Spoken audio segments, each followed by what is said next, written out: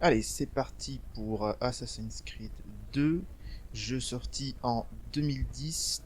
Vous allez voir, il a très très bien vieilli d'ailleurs. C'est un jeu qui a maintenant 10 ans, mais ça se voit pas trop. Notre périple commence par la porte ouest de la ville de Florence. Et la première chose qu'on peut remarquer, c'est l'effort fait par les développeurs du jeu pour essayer d'être le plus réaliste, au point de vue historique. Costumes notamment sont assez bien documentés. Autre chose dans le jeu, vous avez quelque chose d'assez intéressant, c'est la base de données.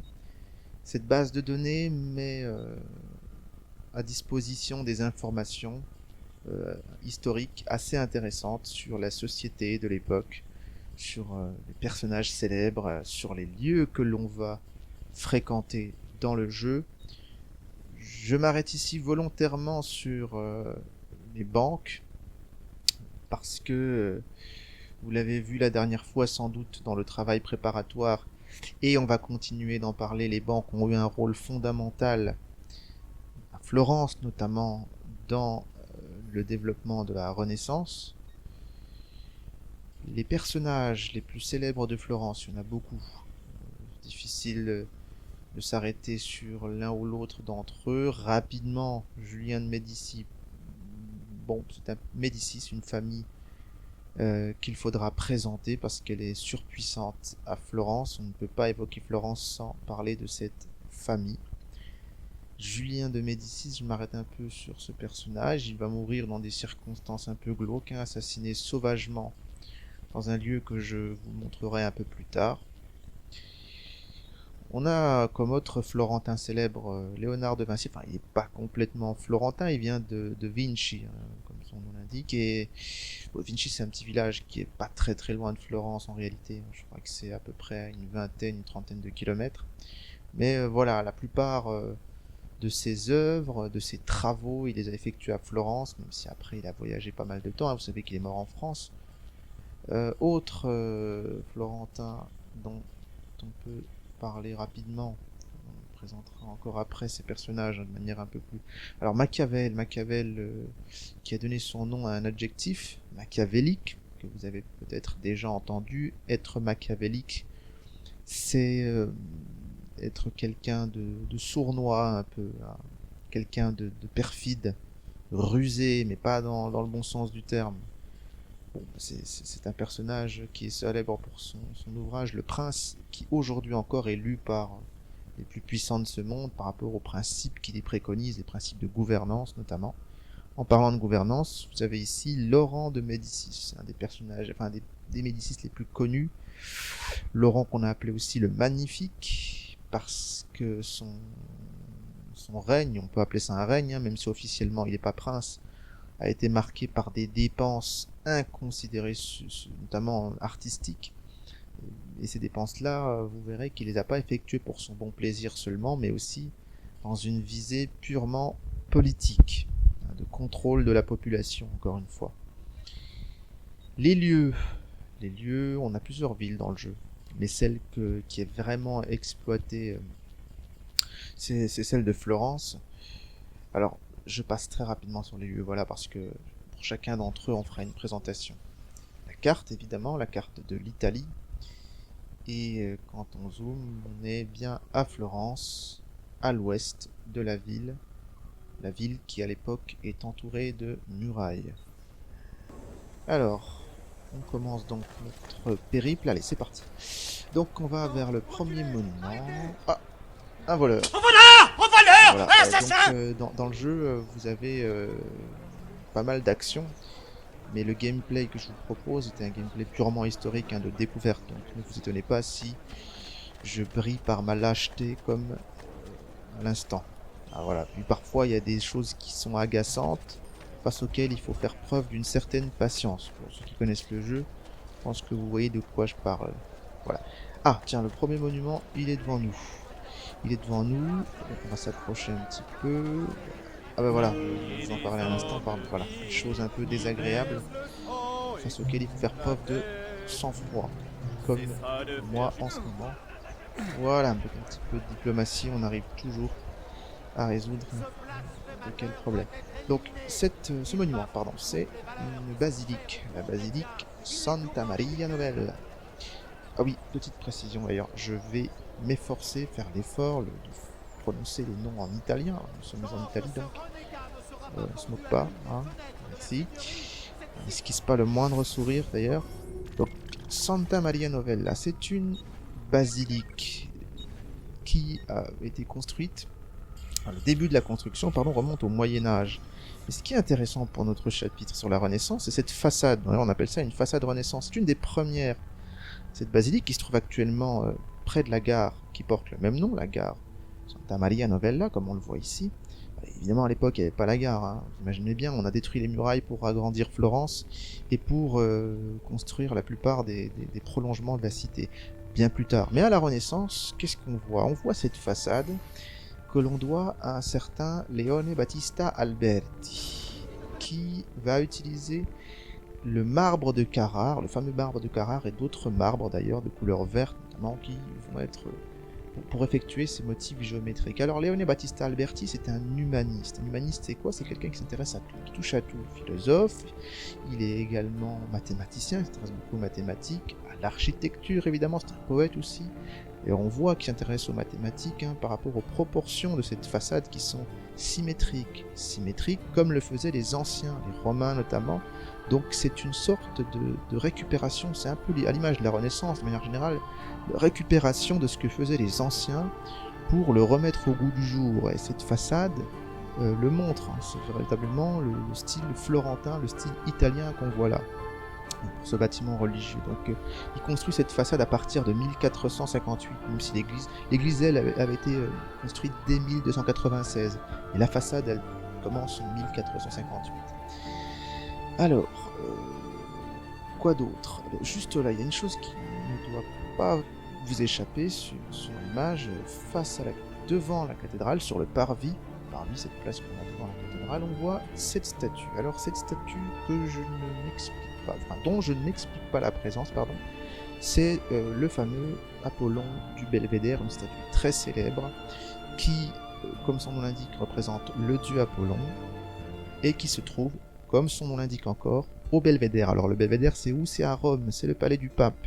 Donc cette statue n'a rien à faire là, c'est peut-être encore une fois un délire des développeurs du jeu, mais il y a rien qui ne justifie sa présence ici. Alors l'Apollon du Belvédère, pour en dire deux mots quand même, c'est le dieu Apollon, dieu grec, repris par les Romains, qui tenait dans sa main gauche, ça a disparu, un arc. À quoi on voit qu'il tenait un arc? Parce qu'il y a une bandoulière. Donc c'est pas très étonnant, il est souvent représenté à l'image d'Artémis avec un arc. C'est une statue qui est intéressante parce qu'en fait elle date de l'Antiquité, elle a été sculptée par un Athénien, puis copiée par les Romains, et elle a été retrouvée à Rome justement durant le Quattrocento, puis conservée à partir de 1511 au Vatican, au Belvédère. Cette statue, finalement, elle va beaucoup inspirer les sculpteurs, d'ailleurs pas que les sculpteurs, tous les artistes de la Renaissance, parce qu'on y voit déjà tous les codes qui feront l'art typique de la Renaissance. Donc c'est une statue qui, même si elle n'est pas à Florence, même si c'est une incohérence du jeu, méritait qu'on s'y attarde un petit peu. Et d'ailleurs, pour l'anecdote, cette statue il existe une copie de cette statue au château de Fontainebleau, parce que François Ier avait fait commande d'une copie de cette statue. Donc, si vous voulez la voir, vous n'avez pas besoin d'aller jusqu'à Rome, il suffit d'aller au château de Fontainebleau. Alors on va poursuivre notre chemin direction le centre de Florence. Avant ça, ici vous avez un héros, une sorte de crieur public, quelqu'un qui dit les nouvelles dans la cité. Donc c'est l'équivalent un petit peu du journal télévisé de l'époque, si vous voulez, c'est comme ça qu'on s'informait dans la ville. Alors, on va poursuivre, comme je le disais, vers le centre de la cité, direction la cathédrale. La cathédrale, c'est le monument phare de la ville. Ah tiens, avant ça, on va essayer de visiter le cloître. Je ne m'attends pas à ce que vous me présentiez vos excuses, mais de dans le grâce, cloître écartez-vous de de la mon basilique chemin. qui se trouve juste là, derrière nous. Donc on va demander Ces remèdes traditionnels sont les trésors de la sagesse. bonjour, je souhaiterais visiter le cloître, s'il vous plaît.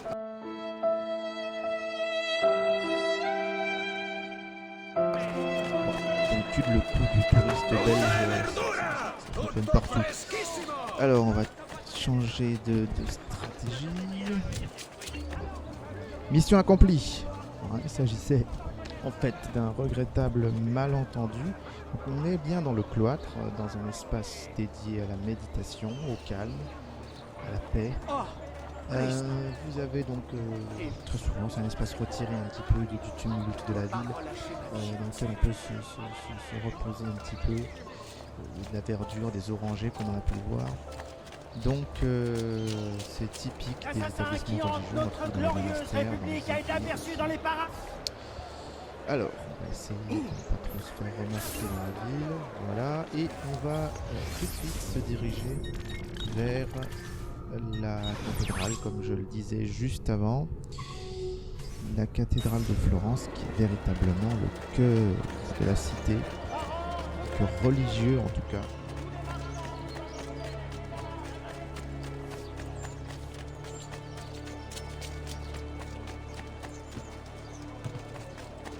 Les habitants de Bruise se sont rassemblés en masse pour défier une nouvelle fois Florence et afficher leur mépris.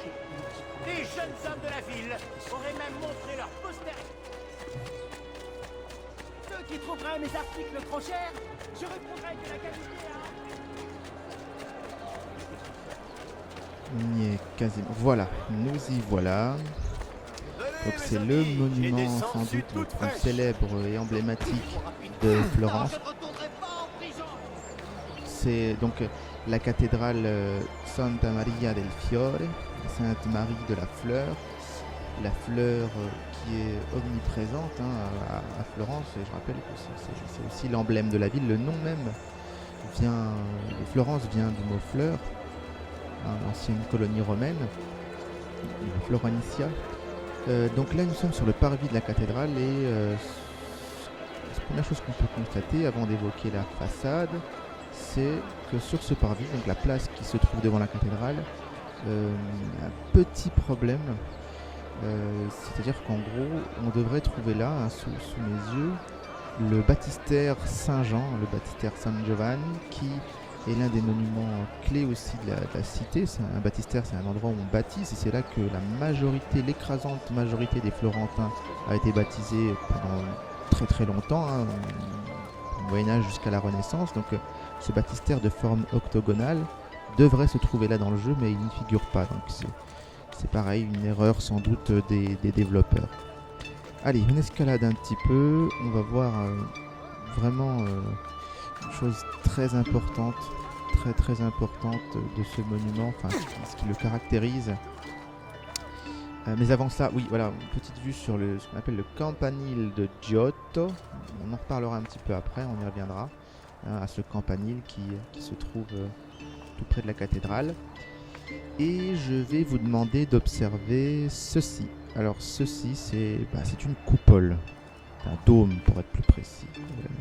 Et ce dôme, c'est ce qui fait véritablement tout le génie de l'architecte qui l'a conçu et dont nous allons parler maintenant. Alors je vais beaucoup me répéter, mais le défi à relever à l'époque était quasiment impossible. Parce que depuis maintenant plus de 30 ans, la cathédrale de Florence avait toute une partie qui était à l'air libre.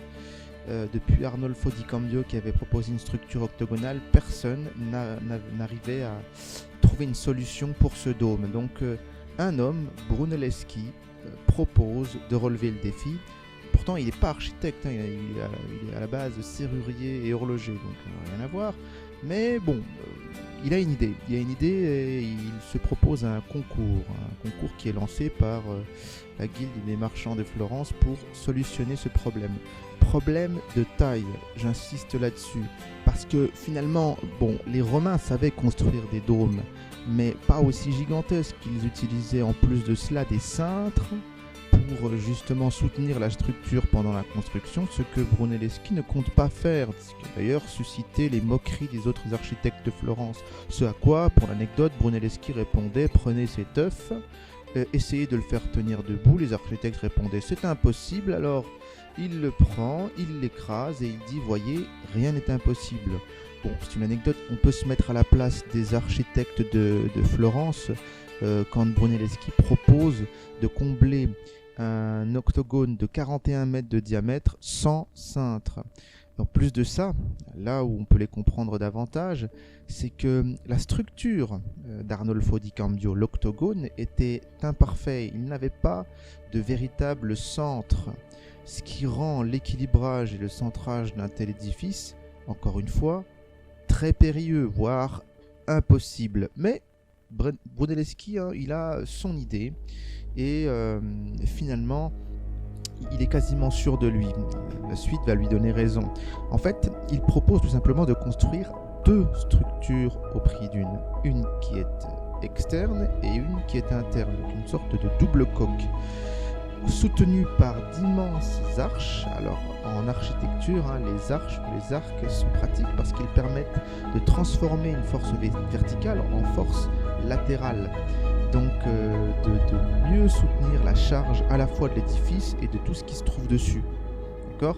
Donc c'est véritablement quelque chose de vraiment fondamental, un principe fondamental, ce qu'on appelle la poussée en architecture.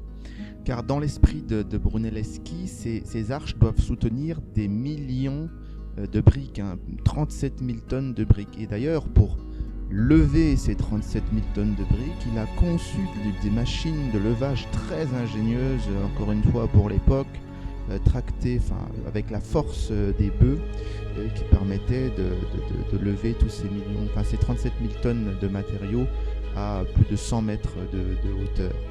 Alors ces briques, justement, la prouesse est aussi dans la façon dont elles ont été agencées une fois levées.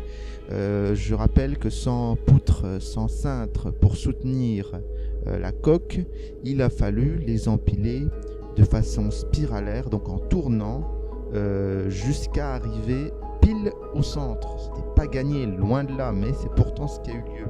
Et pour y arriver, Brunelleschi a opté pour une méthode à la fois simple et très ingénieuse, l'empilement, donc comme je le disais, en spirale, qui s'auto-soutient, c'est-à-dire qu'en gros, il y a des rangées de briques horizontales qui justement se suivent, jusque-là rien de très surprenant, mais elles sont soutenues par d'autres briques qui sont, elles, verticales et qui font l'effet en quelque sorte d'un pilier de soutien.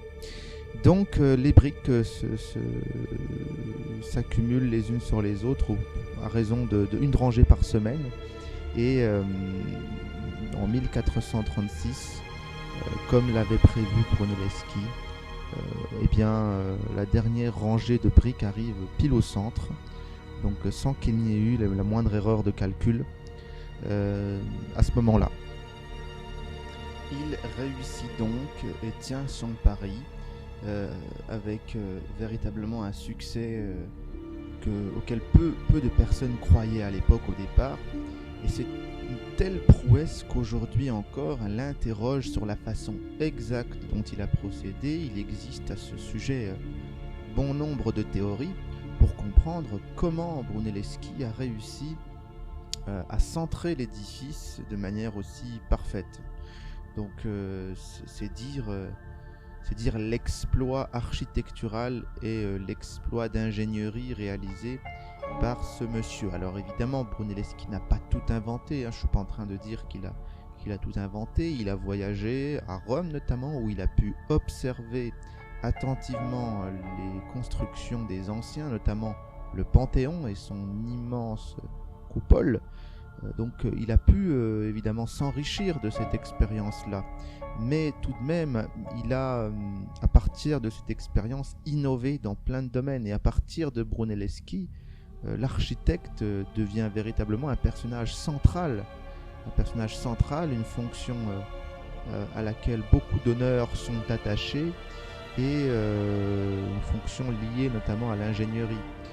Donc on voit bien à quel point ce dôme est gigantesque avec cette petite animation. Dans le jeu, l'échelle évidemment n'est pas respectée pour des raisons évidentes, il paraît plus petit, mais en réalité le dôme est gigantesque. Donc voilà, un dôme, le Duomo qu'on doit à Brunelleschi, qui a relevé un défi qui paraissait au départ impossible. C'est véritablement ce qui fait... C'est devenu l'emblème de Florence d'une certaine manière.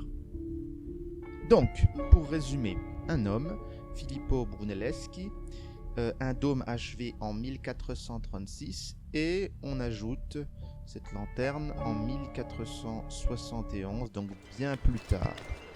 Donc le jeu a bien modélisé ce monument à une échelle réduite, ce qui nous permet tout de même d'en voir l'aspect général. On va essayer de se rendre au sommet de la lanterne pour pouvoir observer le reste de la cité. Là, attention quand même parce qu'on est théoriquement, je dis bien théoriquement, à 114 mètres de hauteur.